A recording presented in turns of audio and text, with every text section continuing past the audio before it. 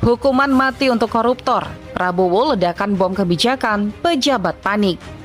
Suasana di Istana Negara mendadak mencekam saat Presiden Prabowo Subianto mengumumkan kebijakan paling kontroversial dalam sejarah pemberantasan korupsi di Indonesia. Saya akan melawan korupsi dengan sekeras-kerasnya dan dengan segala tenaga dan upaya yang bisa saya kerahkan tanpa pandang bulu.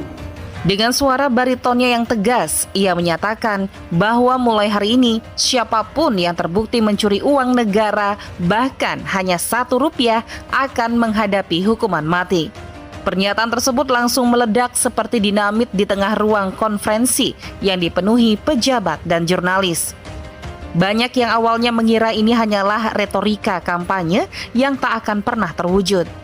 Namun dalam hitungan menit, kebijakan ini resmi dituangkan dalam peraturan pemerintah pengganti Undang-Undang Perpu, memberikan kewenangan luar biasa bagi Kejaksaan Agung dan Komisi Pemberantasan Korupsi KPK untuk menindak para pelaku tanpa ampun. Reaksi pun beragam. Media sosial meledak dengan dukungan dari masyarakat yang sudah muak dengan korupsi. Namun di sisi lain, banyak pejabat mulai gelisah.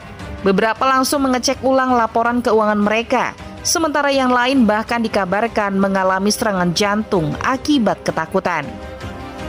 Di kantor-kantor pemerintahan, suasana berubah drastis. Seorang kepala dinas di Jawa Tengah yang pernah menggelapkan dana operasional sebesar Rp3.750 untuk rapat fiktif mendadak didatangi petugas KPK. Pejabat yang dulu menganggap uang kecil bukan masalah, kini justru bisa berakhir di hadapan regu tembak. Tak hanya di birokrasi, efek domino kebijakan ini mulai terasa di sektor usaha. Kontraktor mengeluh karena pejabat daerah kini terlalu takut menandatangani pencairan dana proyek.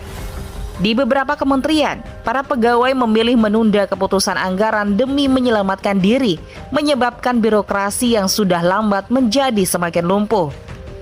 Di tengah kepanikan ini, beberapa kepala daerah mencoba meminta kejelasan hukum terkait batasan korupsi skala kecil. Namun hingga kini belum mendapat jawaban.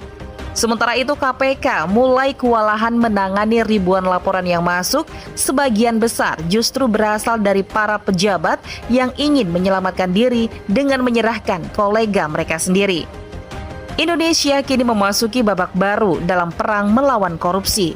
Namun, dengan kepanikan yang melumpuhkan pemerintahan dan ketakutan yang meluas di kalangan birokrat.